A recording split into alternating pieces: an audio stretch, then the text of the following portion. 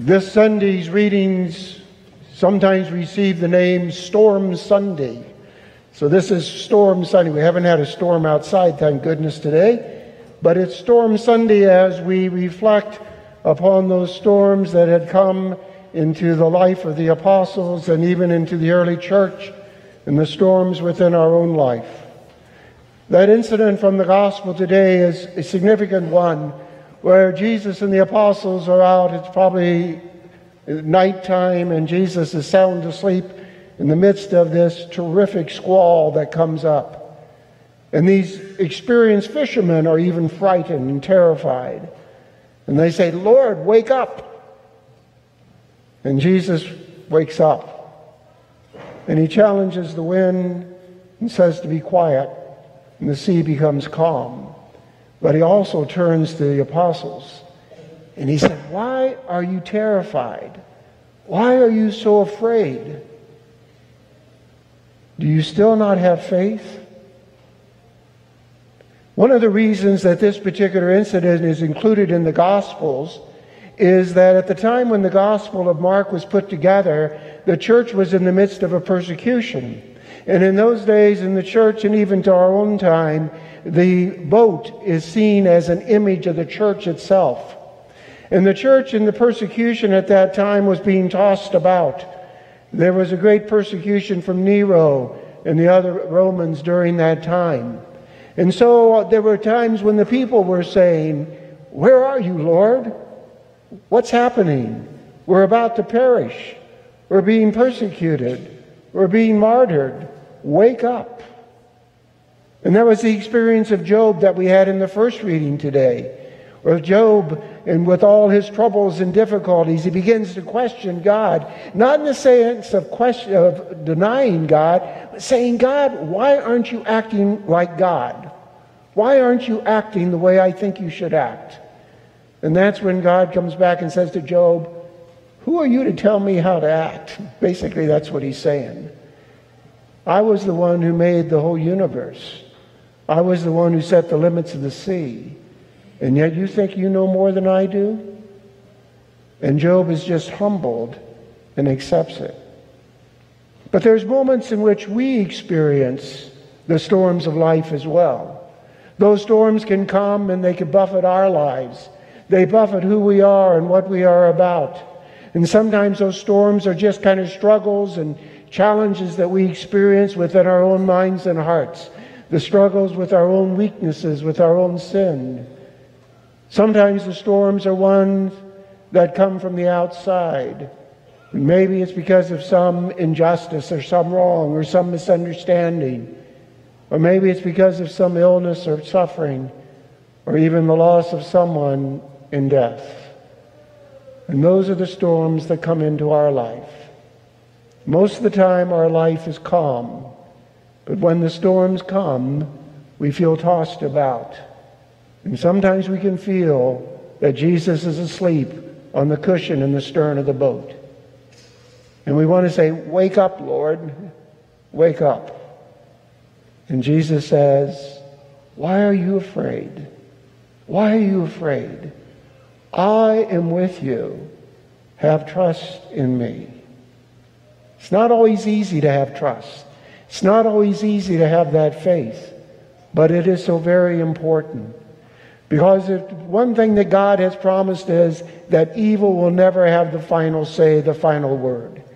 And that's the rock bottom thing for my faith, is that God will always bring good out of even the worst evils.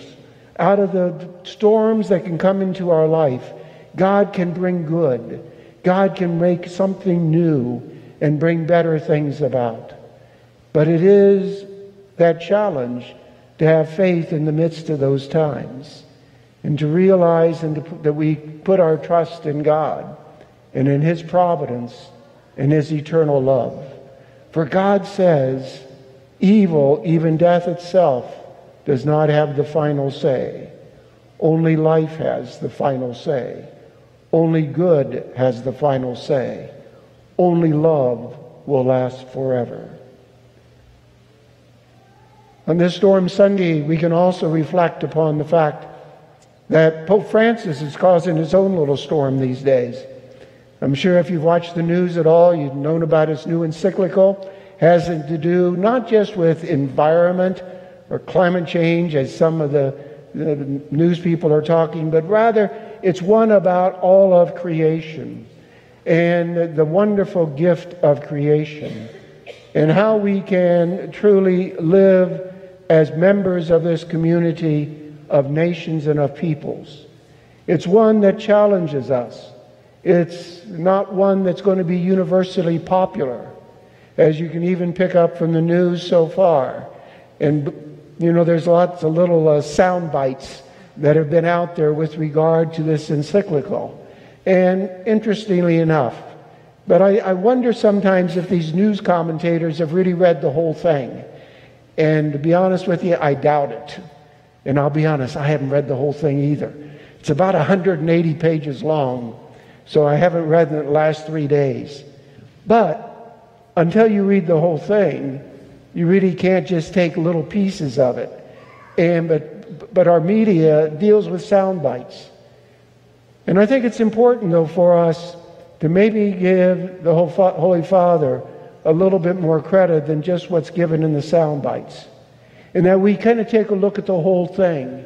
And to realize that in an encyclical like this, there's a couple different levels of things. One has to do with moral truths, moral values, basic moral principles. And the other has to do with solutions, with ways of approaching problems or difficulties in light of the real situation and the moral values that are there. The fundamental thing about the teaching of the Pope has to do with the moral values. It has to do with the dignity of the human person. It has to do with the rights of every human being to basic fundamental things in order to exist and live, and basic opportunities. It has to do with the sacredness of life. It has to do with the fact that this creation is given to us and entrusted to us not as to dominate, not as our possession, but rather into our stewardship. And that we are called to use well then these gifts that we have within our environment, and to protect them and to care for them, as well as to make sure everyone has the opportunity to benefit from them. But the solutions, the answers to those will continue to be discussed. Those will be challenged. There will be greater understanding about those. But unless there's some common agreement about the fundamentals, and that's what the Pope is particularly challenging us about. What are the basic values that we have as we look at the creation around us and our responsibility to care for this creation and the dignity of each and every one? The subtitle of the encyclical is Caring for Our Common Home. Caring for our common home. That the world is our home. It's not my home, it's not your home. It's the human race's home. And we need to care for it and to realize this common home. And I'm sure the Holy Father has a different perspective than most of us do, because he looks out at a world in which there is so much poverty, in which there's so much suffering, in which there's so much oppression and neglect. He looks out at a world and sees poverty that we can't even imagine. He looks out and sees people who are really struggling and deprived of very basic things that we take for granted each day. And he begins to challenge us. How can we look at those things and make things different? How can we make this a better world? How can we improve the life for all people? And that's the challenge that is there. Sometimes it's said that the role of religion is to comfort the afflicted and to afflict the comfortable.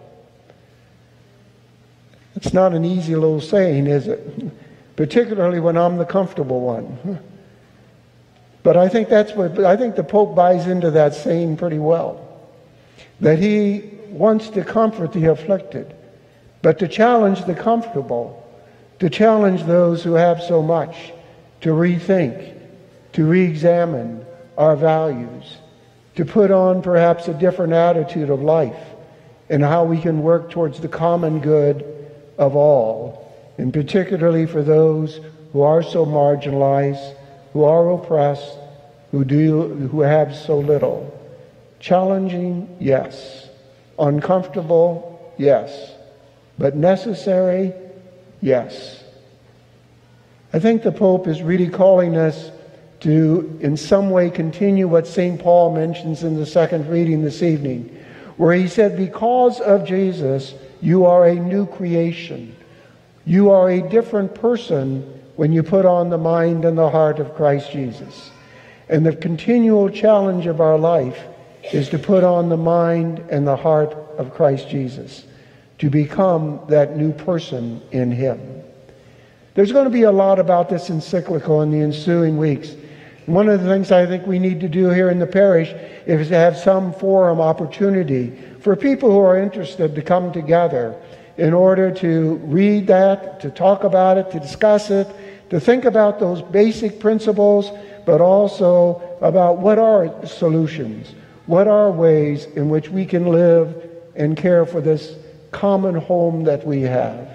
And so I don't know exactly what that's going to be yet, but we will be looking into that in the next few weeks to see about it so that we can become better informed, that we can allow the Holy Father, yes, to challenge any of us who are comfortable, that we may put on the mind and heart of Christ Jesus, to become that new creation in Him as we care for this wonderful creation that God has entrusted to us.